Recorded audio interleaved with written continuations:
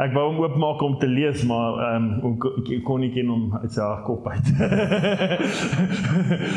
Ja, Connie, dit is so waar, nee. Mense, ek dink daar's 'n generational blessing, 'n generasie, legacy wat ons los, soos Connie, wat sy oupa, wat sy oupa al 'n skrifgie gelees het, want God het geweet, daar gaan nou Connie wees, ergens in die generasies, en daar gaan nou Connie wees, wat in 'n kamer alleen gaan opeindig, en daar gaan 'n Gideon Bybel wees, en hy gaan hom oopmaak by Psalm 91, en die Here gaan met hom praat deur Psalm 91, en die significance het gekom, toe hy met sy ma praat, en die storie hoor van Psalm 91, want daar's 'n lewende God, wat lief is vir oom, en wat lief is vir elkeen van ons, het 'n Psalm 91.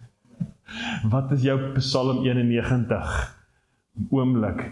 Daai wat die Here jou op daai oomblik wys, waar jy net weet, Vader God praat met my. Vader God sien my. Vader God is lief vir my. Ek is nie alleen nie. Daai Psalm 91 oomblik. Dankie Here Jesus. Dankie Here vir Psalm 91 oomblikke in ons lewens, Vader. Waar ons kan weet, U is God. U is 'n Vader wat vir ons lief is. U is 'n Vader wat U seun gegee het vir ons te sterf. En daarom, Here, kan ons onsself vir U gee. Dankie Jesus. Amen. Amen. Vanoggend wil ek met jou praat oor om God se stem te hoor. Dit is nie amazing nie. Weet jy, as daar woord kom, soos wat Karen vir ons gegee het vanoggend, het sy gekom en toe ons gebid het, toe gee sy daai skrifgie en gesê, daar's 'n stem wat agter jou is en die Here sê, gaan die kant toe. Toe weet ek, die Here praat met ons vanoggend, en ek wil vir jou vra vanoggend, maak jou hart oop, want die Here praat met jou vanoggend.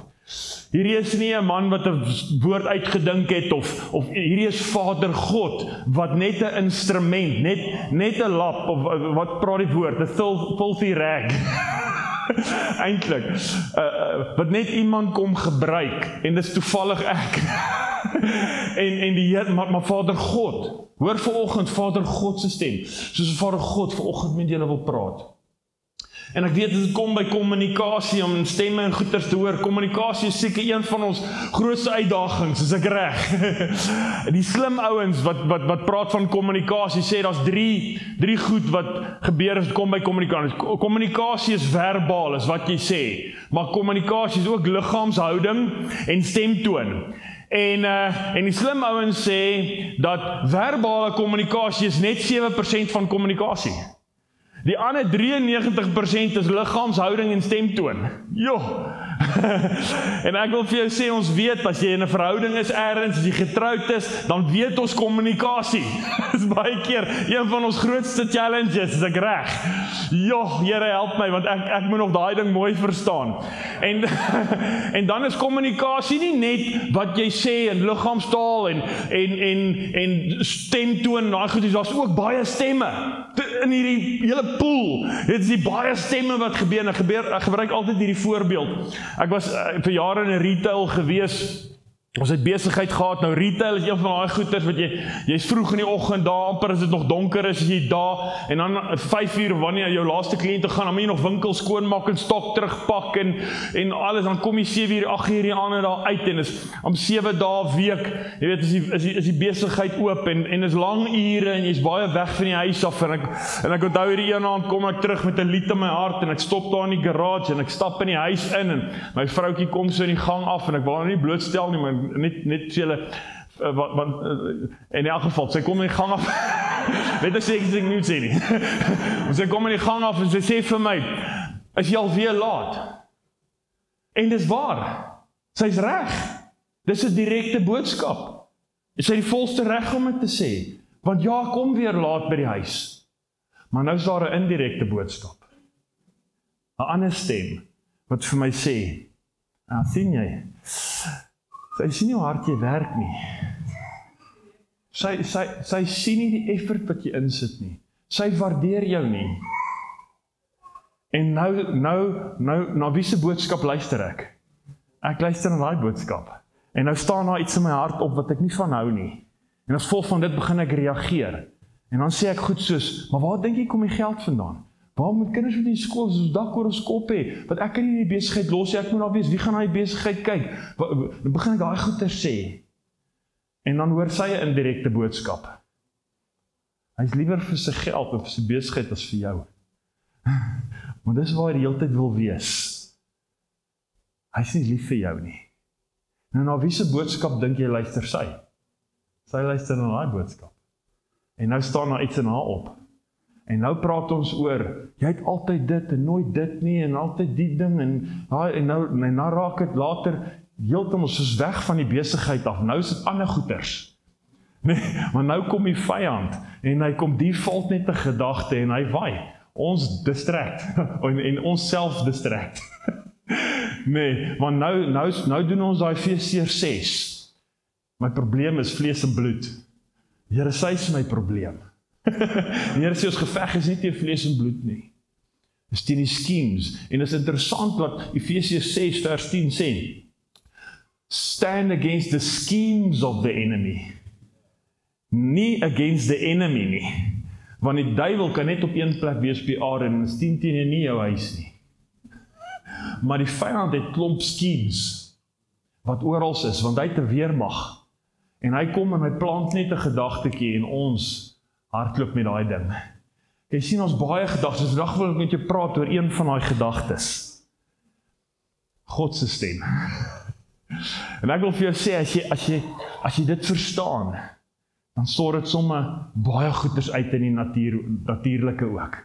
En ons verstaan sommer goed, as ons net Vader God se stem kan herken, sy stem kan hoor, en kan stap in dit wat hy vir ons sê. Dit is nie amazing nie. Kom ons praat 'n bietjie daaroor. Ek wil vir jou sê, nommer 1, die Here praat met jou. Die Here praat met elkeen van ons. Nie een van ons is uitgesluit van dit. Die Here praat met jou. Joël 2 vers 28, en daarna sal ek my gees uitgiet op alle vlees. Alle vlees, ek vir jou vra, as jy kom, bring jou Bybel saam, jou hardkopie. Ek weet ons die selfone, ons moet weer terugkom in die Bybel. Ek wil net so vra, bring jou Bybel, laat ons kan volg in ons Bybel, en ek gaan nou na 1 Samuel toe gaan, en dan kan ons oopmaak, en ons hoef nie baie rond te blaai nie, want ek weet ek spring bietjie. Dan gaan ek kans gee, ek ons lekker saam kyk daarso. Maar, die Here sê, daarna sal ek my gees uitgiet op alle vlees, en julle seuns en julle dogters sal profeteer, julle ou mense sal drome droom, en jongelinge sal gesigte sien. Die Here sê, ek praat met elkeen, met almal. Maak saak hoe oud jy is nie, ek praat met jou. Nommer 2, die Here praat vandag nog.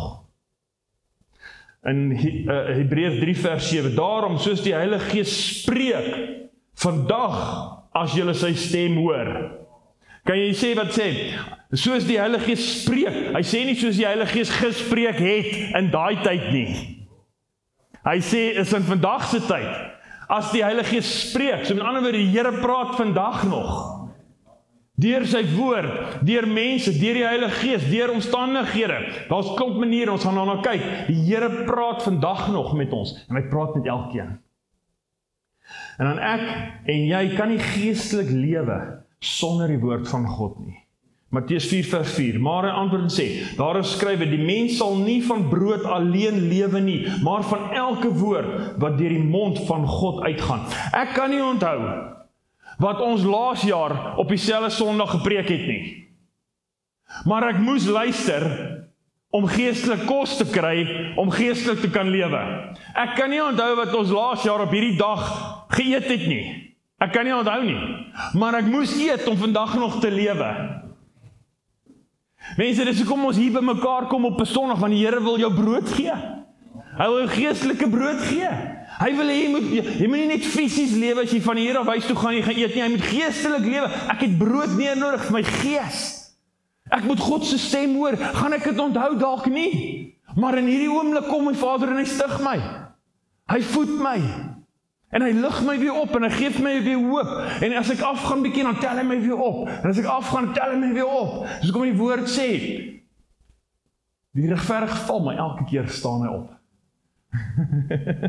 Want ons hoor die woord van die Here. Nou ek wil met jou praat oor 4 mense in die Bybel. En dit is interessant, al 4 hierdie mense het God gedien. Al 4 het God se stem gehoor, of kon sy stem hoor.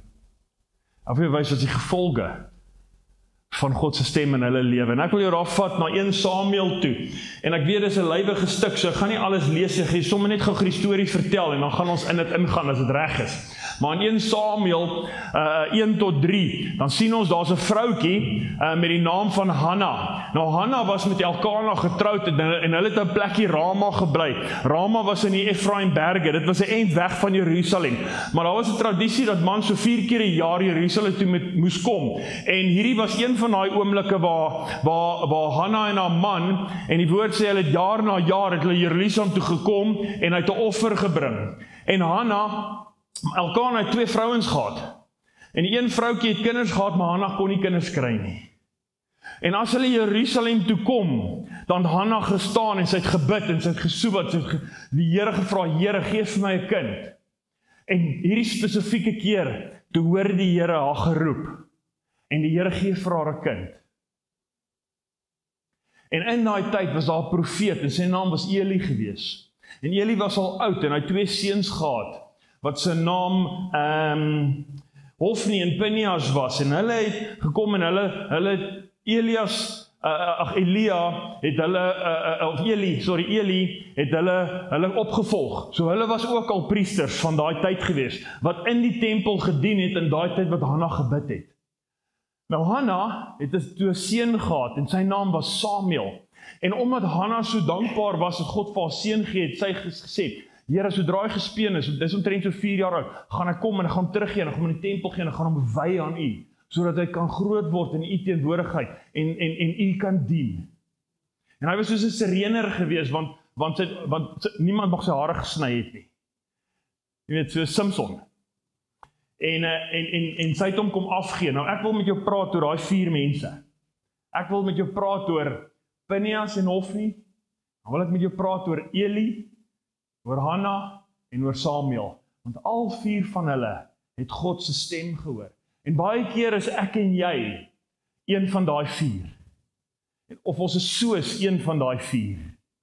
Kom ons begin, ons kyk na Eli se seuns Hofni en Pinehas, en ek wil vir jou lees daar in 1 Samuel 2, vers 22 sê dat, maar Eli was baie oud, en as hy hoor alles wat sy seuns aan die hele Israel doen, en dat hulle gemeenskap hou met die vroue wat dien by die ingang van die tent van samekoms.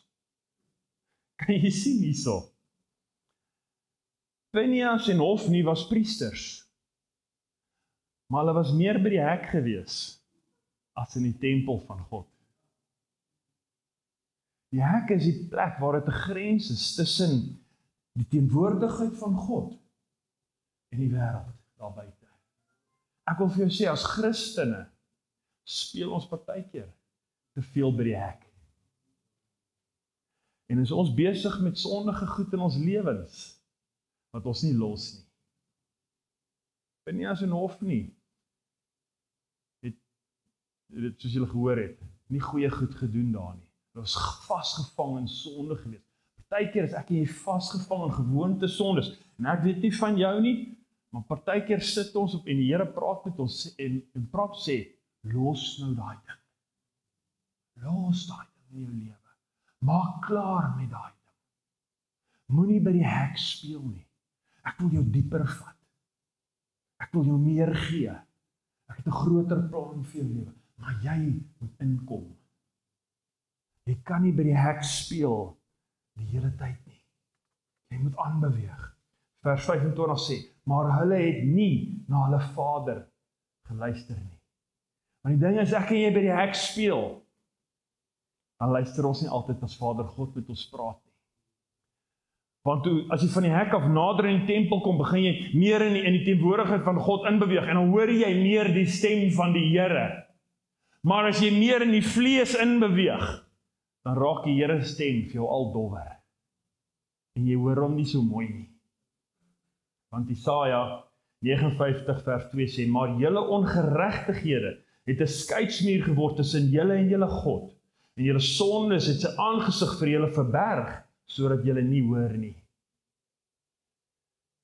Dis soos wanneer jy sien, mens jy kan nie in die vlees en in die gees op dieselfde tyd wees nie. Jy kan of in die vlees of in die gees wees. En ek wil vir jou sê, dis soos wifi by my huis. Ons het daai uncapped wifi. So vir my kinders is dit gratis, dis verniet. Hulle sit daar in die sitkamer en kry lekker wifi verniet. Iemand anders het die prys betaal. Nee, en dit is lekker om daar te wees, want jy kry al hierdie data en alles is beskikbaar vir jou en is oop, en jy kan Google, jy kan vra en dit word vir jou geen goed, maar op 'n stadium as hulle wegbeweeg en hulle kom in die garage, dan raak dit moeiliker om te connect, want hulle beweeg bietjie weg, en dan as hulle wegbeweeg en kom by die hek, dan verloor hulle connection. Dit is asof hulle nie meer kan doen wat hulle gedoen het nie. Hulle kan nie meer Google en hoor wat hulle gedoen het nie, want die wifi het weggeraak. Die stem het dof geraak. Mense, as ek nie by die hek is en ons beweeg meer in die wêreld in, ek wil vir jou sê, mense, God se stem raak dof.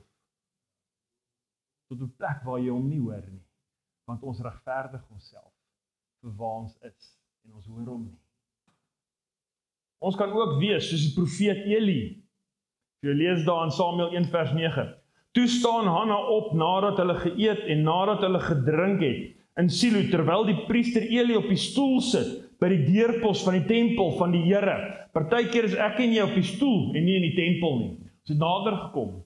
Want weet jy wat, partykeer doen ons die dinge van God, maar ons vergeet die God van die dinge. En ons begin compromise. Ons begin kompromie maak. Eli het begin kompromie maak, want hy het buite op 'n stoel gesit. Hy was miskien nie by die hek nie, maar hy was nie in die teenwoordigheid nie.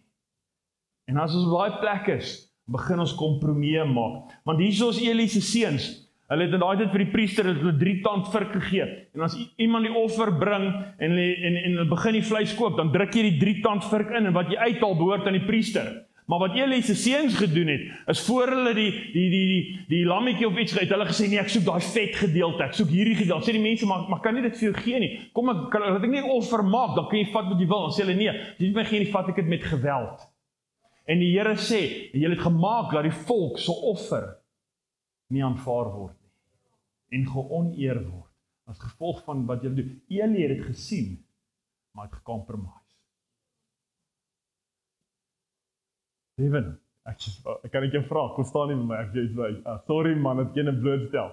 Ou Devin, ons gym altyd daar by die gym, en Devin is op daar, maar Devin is 'n eister.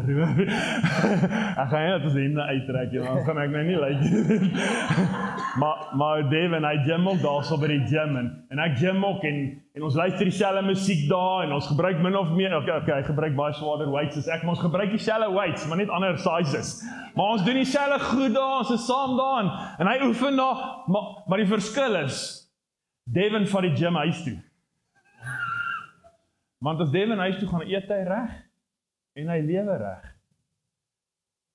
Ek vat nie die gym huis toe nie. Ek regverdig my, dit wat ek by die huis doen, met die gym. Ek gym so, ek mag maar daai eet, en ek kan maar daai McDonald's, soos raai, jy McDonald's het takeaways vanmiddag, hier kom ons, hier is great. Eli sit op die stoel voor die tempel, en hy begin compromise. Dankie Boeta, dis eister weer.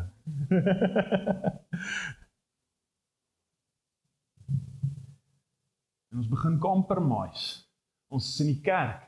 Nee, ek is ons Christens gered. Doen ons iets in die week en so miskien nie, weet ons, is okay. Die Here se genade is groot. Sy liefde is groot. Die Here vergewe man. En ons begin die standaard van Christendskap sak, sodat almal kwalifiseer. En ons begin compromise vir goed waar ons nie moet compromise nie. 1 Samuel 2 vers 29. Waarom verag julle my slagoffer en my spysoffer, wat ek in my woning beveel het, en eer jou seuns meer as vir my? Sjoe, mense, as ek dinge soek van hierdie wêreld, om my geluk te gee, en nie God nie, dan compromise ek. En die probleem is risiko's, dit word 'n idol in my lewe, want ek wil meer van dit, ek wil dit aanhang. Maar dit los jy elke keer op 'n swakker plek as waar jy is, omdat ek 'n plek gekom het, waar ek begin compromise, as God met my praat. Jesaja 4:3, julle bid en julle ontvang nie, omdat julle verkeerd bid, om dit in julle eie welliste deur te bring. En ek begin anders bid, en ek wil 'n bietjie met jou praat dan oor Hanna, die derde persoon, Hanna, en meeste van ons, dink ek, kan ons self in Hanna se voete sit. 1 Samuel 1:1, daar was 'n sekere man uit Rama, 'n Sefiet, uit die gebergte van Efraim, en sy naam was Elkana, en die man het van jaar tot jaar opgegaan uit die stad om te aanbid aan die Here van die leerskare en te offer.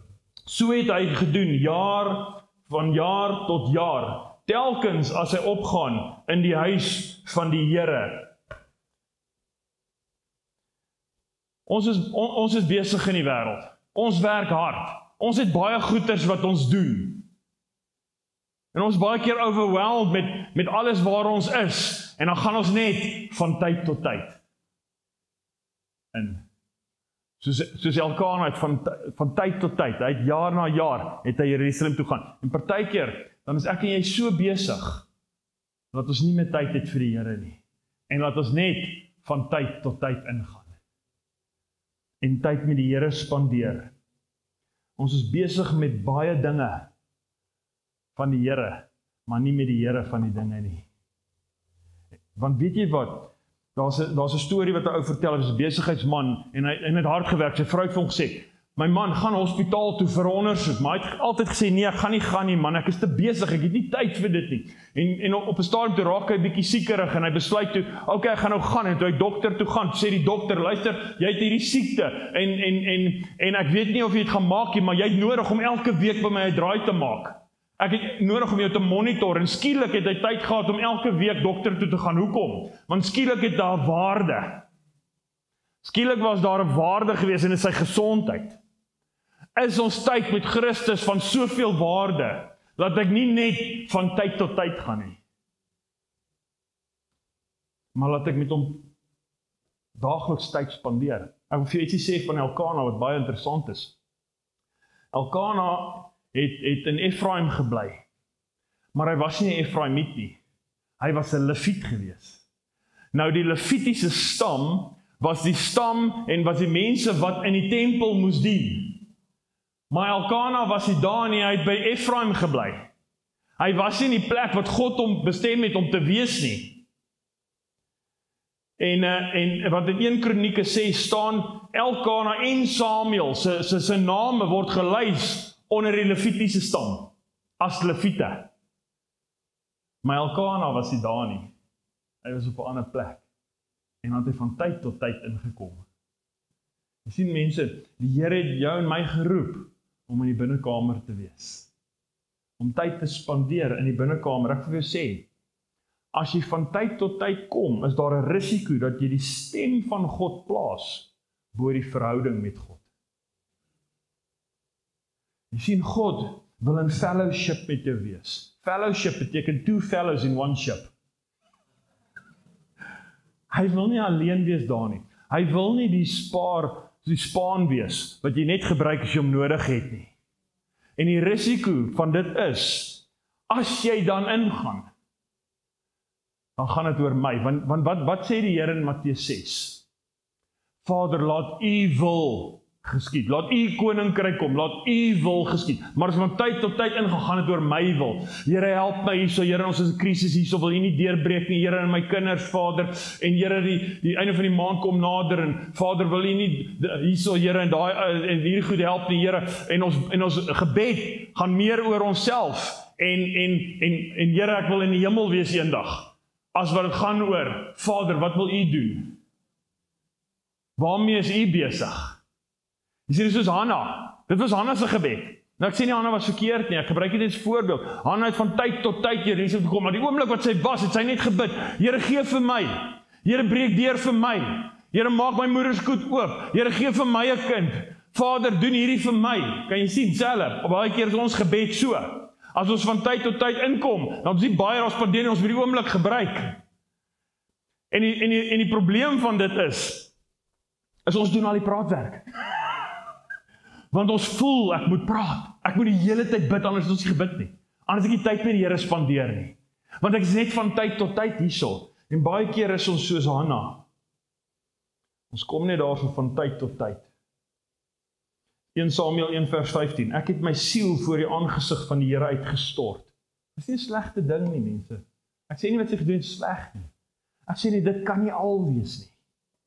As ons in God se teenwoordigheid is nie.